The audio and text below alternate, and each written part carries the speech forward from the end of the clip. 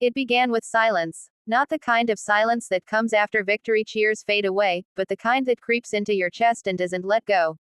The kind that keeps you awake long after the lights of the World Series have dimmed. A week had passed since the Dodgers were crowned champions of the baseball world. Champagne had been sprayed, tears had fallen, and a city had erupted in blue. But somewhere, far from the cameras, one man hadn't slept. Not truly. Not peacefully. He was the Dodgers' quiet left arm, the pitcher who carried the weight of October on his shoulders. His eyes, once fierce and focused on the mound, now looked tired. Fans noticed. Japanese fans, especially, began to whisper on social media. He doesn't look okay. His eyes, are they swollen? Has he even slept? The truth was, he hadn't. For 7 nights, sleep evaded him. His body was exhausted, but his mind refused to rest. The final pitch, that last out in Game 7, replayed over and over behind his eyelids. The crowd's roar, the catcher's glove snapping shut, the weight of the ball leaving his hand. It was supposed to bring relief. Instead, it haunted him. He'd spent months fighting doubt, pain, and the crushing pressure of being the one. The World Series had ended, but the adrenaline had nowhere to go. He would lie awake staring at the ceiling, his pulse racing as if the 9th inning had never ended. Sleep, he told himself. Just sleep. But his heart wouldn't listen. When he finally appeared in public again, fans gasped. The circles under his eyes told a story more brutal than any game stat.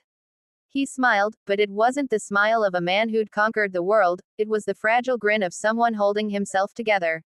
Reporters asked him if he was okay. He laughed it off. I'm fine, he said in broken English. But behind that short reply was a storm. Back home, Japanese fans sent messages of love and worry. Rest, please. You gave us everything. We're proud of you. Those words reached him, thousands of miles away, and something inside him began to shift. He had done what few ever could. He had faced the greatest hitters in baseball, under the brightest lights, with an entire city's hopes on his arm. But now, the battle wasn't on the mound. It was within. On the 8th night, he turned off his phone. He closed his curtains. He sat alone in the dark. The echo of the World Series still played in his head, the moment he pointed to the sky, the teammates rushing toward him, the confetti falling like rain. But this time, he let the noise fade. He took a deep breath. For the first time in a week, it felt quiet. He lay down, pressing his head into the pillow, eyes heavy but uncertain.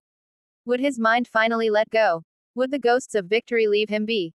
Hours later, morning sunlight touched the corner of his room. And for the first time since that unforgettable Game 7, he hadn't noticed it arrive.